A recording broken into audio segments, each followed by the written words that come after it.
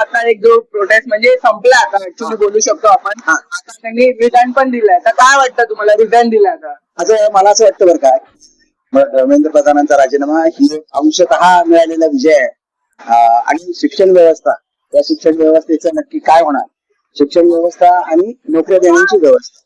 आता धर्मेंद्र प्रधानांनी काय केलं याचा आपण विचार केला पाहिजे. नीटचे जे परीक्षाचे जे पेपर होते ते अनेक वेळा फुटले. 2024 मध्ये फुटले, 2025 मध्ये फुटले, 2026 मध्ये फुटले.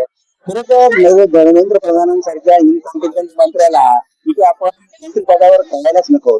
इतकी वर्ष मंत्रिपदावर ठेवून त्याच्यामधून चूक केलेली आहे, अक्षरा का होईना पण दुरुस्त केलेली आहे. पण तरी सुद्धा हा प्रश्न मिटणारा नाही. यामध्ये धर्मेंद्र प्रधान गेलेले आहेत, तरी सुद्धा मोदी शहा यांचा हा जो रिझ्यूम आहे अत्यंत अन्यायकारक जुलमी असा रिझ्यूम आहे. त्या विरोधात जे आंदोलन छेडलेलं आहे त्याच्या आंदोलनाचं समर्थन करण्याकरता मी इथं आलेलो आहे. काका आता जनजी लोक एवढ्या प्रोटेस्ट करतात, तुमच्या काळात पण प्रोटेस्ट झाले असतील, तुम्ही पण बघितले असतील, तुम्ही गेलाही असलात, पण जनजीचा प्रोटेस्ट बघून तुम्हाला काय वाटतं? आता जनजीचा जो प्रोटेस्ट आहे तो जास्त क्रिएटिव्ह आहे. त्यांच्याकडे कल्पनांचं भांडार आहे, आयडियाचं भांडार आहे. जे आमच्यासारखे ज्येष्ठ 5,000 पानांचा 5,000 शब्दांचा निबंध लिहून सांगू शकणार नाहीये ते त्यांचं एक चित्र हे जे आहे ना, हे फार त्याच्यातनं खूप काही गोष्टी व्यक्त होत. हा फार मोठा बदल या जनजी आंदोलनामधनं मला शिकायला मिळाला. In fact I am learning from them, I am learning from you. बोला काका, आता चेंज झाले आपले एज्युकेशन मिनिस्टर प्रल्हाद जोशी. प्रश्न असा आहे ना, RSS आणि भाजपा मुळात भारतीय संविधानाच्या विरोधात काम करणारी संघटना, हे आपण लक्षात घेतलं पाहिजे. संविधान हे त्यांना कधीही मान्य नव्हतं. तिरंगा सुद्धा RSS ने आपल्या हेडक्वार्टरवर कधीही लावला नाही. तो त्यांना नागपूरच्या हेडक्वार्टरवर जबरदस्तीने लावावा लागला. त्यामुळे ही संघटना मुळातच डॉक्टर बाबासाहेब आंबेडकरांच्या, महात्मा गांधींच्या विचारांच्या विरोधात आहे. आणि आपला हा देश महात्मा गांधींचा आहे, डॉक्टर बाबासाहेब आंबेडकरांचा आहे, आणि तिथेच तसाच राहिला पाहिजे. ठीक आहे, यांना एक कालखंड राज्य करायला मिळालं, परंतु त्याचं टेस्ट जे आहे ती आमच्यासारखे सिनियर सिटीजन जे आहेत, माझ्यासारखे जे मोदींना डोक्यावर घेऊन नाचले, RSS ला डोक्यावर घेऊन नाचले.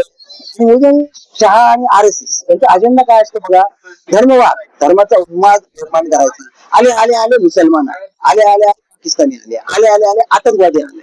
असं करून त्यांनी फक्त मोदी शहा यांचीच भर केलेली आहे आणि धरण केलेली आहे. हे आपण लक्षात घेतलं. सोनम वांगचुक यांना पण त्यांनी अँटी नॅशनल बोललेले, आणि आता त्यांना भेटायला जात आहेत त्यांना, म्हणजे आता त्यांनी जनजीला पण तेच बोललेले हे लोक आतंकवादी आहे, हे लोक कुठून आले, लोकांना बाहेरून सपोर्ट भेटतो. त्यांचं का त्यांनी ऐकलं ना, पण मला म्हणजे मला समजलं नाही. असं आहे बरं का, की तुम्ही कधी बघितलं ना, भारतीय जनता पक्ष आणि जनसंघ यांची कृती, युक्ती आणि कृती, बोलणं आणि कृती यामध्ये नेहमीच राहील. लक्षात घ्या की महात्मा गांधींवर त्यांनी अशाच प्रकारची अनन्वित अनेकड्या शब्दामध्ये चिकटपेट केली आहे. अगदी सुरुवातीपासून 1925 साली RSS ही संघटना स्थापन झाली आहे. त्यांनी महात्मा गांधींचा यथेच्छ अपमान करायचा प्रयत्न केला. डॉक्टर बाबासाहेब आंबेडकरांचं तत्वज्ञान त्यांना केव्हाही मान्य नव्हतं. एक लक्षात घ्या, 1952 साली कायदेमंत्री पदाचा राजीनामा डॉक्टर बाबासाहेब आंबेडकरांनी दिला. हा केवळ RSS आणि काँग्रेस मधलेही त्यांचे जे राईट विंग फोर्सेस होते त्यांनी त्यांना राजीनामा द्यायला भाग पाडलं. नेहरूंना त्यांनी हिंदू कोड बिल पास करू दिलं नाही. आणि यांचा अजेंडाच हा कायम जनविरोधी राहिलेला आहे, दलित विरोधी राहिलेला आहे, आदिवासी विरोधी राहिलेला आहे. आणि देशातलं मुस्लिम असो, शीख असो, इसाई असो, या समाजांच्या विरोधात राहिलेले आहे. घटनेची जी मूलभूत तत्व आहेत ही RSS आणि भाजपला कधीही मान्य नव्हती आणि आताही मान्य असणार नाहीत. त्यामुळं मूळ कॅन्सर हा देशाला लागलेला RSS आणि RSS ची विचारधारा हा मूळ कॅन्सर. भारतीय जनता पक्ष त्याचे एक प्रतीकात्मक, त्याचे एक्सटर्नल रूप.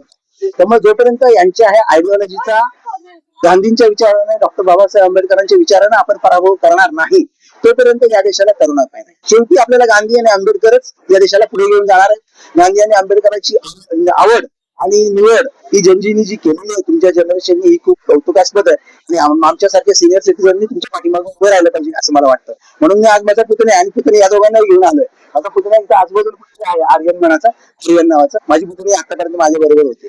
तर मी माझ्या कुटुंबासह, माझ्या मुलांसह मी इथे गेलेलो आहे.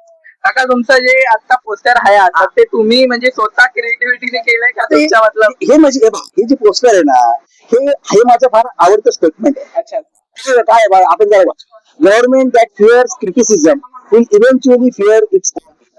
बरोबर. आता प्रश्न असा आहे बरं का की सरकारवर टीका करायचा अधिकार हा आपल्याला बाबासाहेब आंबेडकरांच्या घटनेने दिलेला आहे. आता मोदी उठसूट नेहरूंवर आत्महत्या करत असतात. बरोबर. आता नेहरूंचा मृत्यू होऊनही 60 वर्ष होऊन गेली तरी सुद्धा त्यांचा नेहरूंचा विरोध जो आहे ना, नेहरूंवर आत्महत्या करणं संपलेलं नाही. आता मोदी सत्ता स्वतःचे आत्ताचे राज्यकर्त्यांवर टीका करणं हा जनतेचा मूलभूत अधिकार आहे. तोच ते कसे मिळवून घेऊ शकतात. आणि मोदी शहा असो किंवा देवेंद्र फडणवीस असो हे कसे बरं आले. देवेंद्र फडणवीस विरोधी पक्ष नेते होते. बरोबर आहे. त्या सरकारवर टीका करून एक्झिस्टिंग रिझ्यूम असतो कुठलाही सत्ताधारी असतात त्यांचा विरोध करूनच विरोधी पक्ष सत्तेवर येत असतो. त्यामुळे आता आम्ही सत्तेवर आलो. आता देवेंद्र फडणवीस बरोबर काय म्हणाले, महाराष्ट्राचा अपमान मी सहन करणार नाही. अरे असं कसं होईल. मुख्यमंत्र्यांची चूक झाली, सरकारची चूक झाली, धोरणात्मक चुका झाल्या, जी मिसिंग लिंक जी आहे ती बांधली त्यांनी आणि बांधल्या जर ती पडत असते, कळलं का. मी स्वतः सिव्हिल इंजिनियर, कळलं की नाही. त्यामुळे हे त्यांनी बांधल्या जर रस्त्यांना खड्डे पडत असते, पूलवरची कच्ची ओढत असते, तर ही योग्य आहे का. ही चूक आहे. लोकांनी त्याच्यावर टीका करणं आणि त्यांनी इन्व्हेस्टिगेट केलं पाहिजे. जो दोषी कॉन्ट्रॅक्टर आहे त्याला शिक्षा केली पाहिजे, त्याला वकीलवर आणलं पाहिजे. हे काम आहे त्यांचं.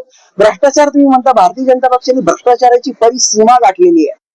आता मला माहित नाही जेनजीला माहित आहे की नाही, महाराष्ट्रामध्ये एक ट्विन टनेलचं कॉन्ट्रॅक्ट फार प्रसिद्ध केस आहे. 14,000 कोटी ही LNT ची प्राइस होती. त्याच्या विरुद्ध त्यांनी 17,000 कोटी एक आंध्र प्रदेशचा एक कॉन्ट्रॅक्टर आहे त्याला दिलं. 3,000 कोटी जास्त रकमेचं हे कॉन्ट्रॅक्ट महाराष्ट्र सरकारला बदलायला लावलं. हा जो 3,000 कोटीचा भ्रष्टाचार होता, आज सुप्रीम कोर्टाने अगदी उघड जाहीर केला.